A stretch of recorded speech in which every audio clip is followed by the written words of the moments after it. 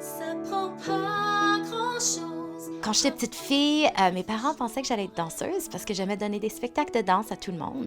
Mais c'est à l'âge de 13 ans que j'ai découvert une passion pour le chant.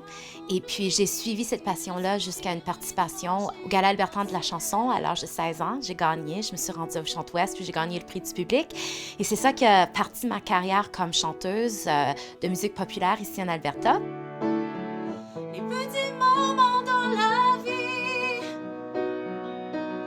ces petits instants de plaisir. Le piano que vous voyez derrière moi, c'est le piano qui a écrit la première chanson que j'ai chantée, qui a été écrite juste pour moi.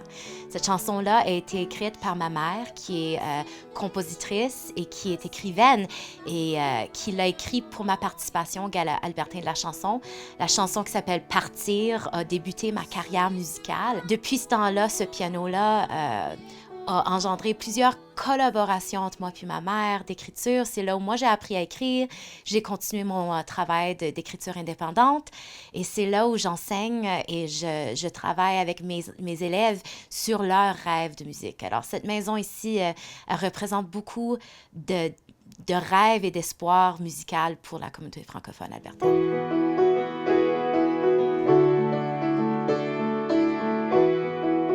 C'est le 25e anniversaire de mon premier album, Mon clair de lune, qui est sorti en 2000. J'avais 20 ans quand c'est sorti, 19 ans quand j'en disquais. Le deuxième album, parce que c'est un album hommage à mon père, c'est un album plutôt de covers. Et puis, c'est toute la chanson française, et puis du Charles Aznavour, du Bécaud, du Mireille Mathieu. Toutes les chansons que mon père mettait sur des mixtapes pour moi quand j'étais petite, pour que j'écoute de la musique en français. Puis le troisième album, L'heure bleue, qui est sorti en 2010, bien, c'est mon album à moi. C'est moi qui l'ai coécrit avec Robert Walsh, Joël Lavoie, plusieurs artistes franco-albertains. Et c'est un peu la réalisation de qui je voulais être vocalement aussi. Alors, c'est vraiment une fierté. Ici, c'est la chanson Au bord de l'eau de Gabriel Fauré. S'asseoir tous deux au bord du flot qui passe, le voir passer, tous deux s'y glisse un nuage en l'espace. Comme coach vocal, je travaille plusieurs facettes des voix de mes élèves. Et pour faire cela, j'ai dû travailler les personnalités multiples de Marie-Josée Ouimet, artiste, et de sa voix. À l'horizon, s'il fume un toit de chaume. Alors, il faut que je sois capable de montrer un peu le chant classique. Moi, mon but, c'est de pouvoir faire de la musique, point final. Alors, si on me demande de chanter un Ave Marie, je me fais un plaisir de le faire.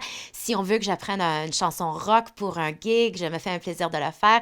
Et puis, je pense que cette flexibilité-là m'apporte une facilité d'enseignement aussi, parce que je peux toucher à n'importe quoi avec mes élèves et m'ouvre aussi la porte pour faire de la direction artistique. Mit Freude, mit Freude. Ma passion pour le chant choral a commencé à l'âge de 15 ans quand mon prof Laurier Fagnan m'a invité de se joindre à la nouvelle édition de Chorale Saint-Jean, une édition ressuscitée, une chorale qui n'avait pas existé depuis vraiment longtemps. Et puis de là, j'ai découvert ma passion pour l'harmonie et le chant de groupe. J'ai ensuite fondé l'Ensemble Vocal Clé, qui est une chorale pour les jeunes du Conseil scolaire Centre-Nord, pour les jeunes de la 7e à la 12e année. Et puis, j'ai été invitée de diriger la chorale Mélodie d'amour, chorale pour les gens d'âge d'or, 55 ans et plus. Io, io, io, io, io, io. Io, io, io, io, io. Pour être bon choriste, ça prend quelqu'un qui peut t'aider à bien placer ta voix, ça prend quelqu'un avec une oreille fine qui peut travailler le son des pupitres et le blend de la chorale pour que ce soit du chant harmonieux et non pas 50 personnes qui font à leur façon. Je suis une artiste qui écrit bien sous pression pour un projet. Je suis pas quelqu'un qui écrit sans deadline. Ça inclut que ce soit pour ma thèse ou que ce soit pour une chanson ou quoi que ce soit. Alors, si tu me dis que tu as un album à enregistrer, à disquer dans 3 mois, écris tes tunes, il n'y a pas de problème. Tu as un spectacle, tu as besoin de 5 nouvelles chansons, vas-y. Il n'y a pas de problème. Je suis pas quelqu'un qui écrit pour le plaisir. Moi, le plaisir, c'est le travail de chorale, les leçons de chant, travailler avec les artistes de ma communauté. Ça, c'est mon plaisir. L'auteur-compositrice en moi, c'est une enfant têtue qui sort seulement quand elle est censée de le faire.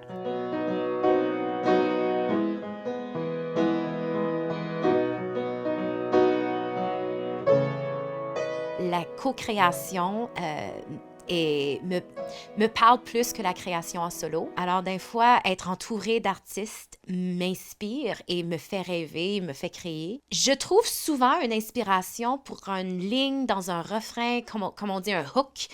Dans le milieu d'une réunion ou dans le milieu de quelque chose que je veux moins faire, on dirait que c'est là où mon cerveau va flotter vers qu'est-ce qui m'inspire.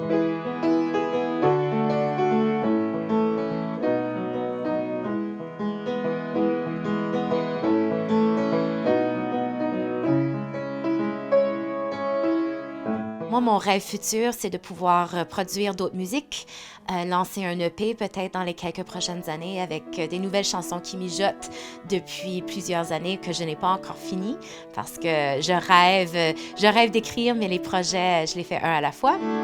Les petits moments dans la vie, ces petits instants de plaisir.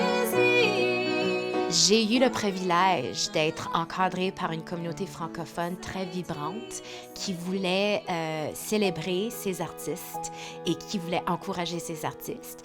Alors, c'est un privilège de redonner maintenant à cette communauté et de nourrir et de former la relève et de former la prochaine génération d'artistes franco-albertains.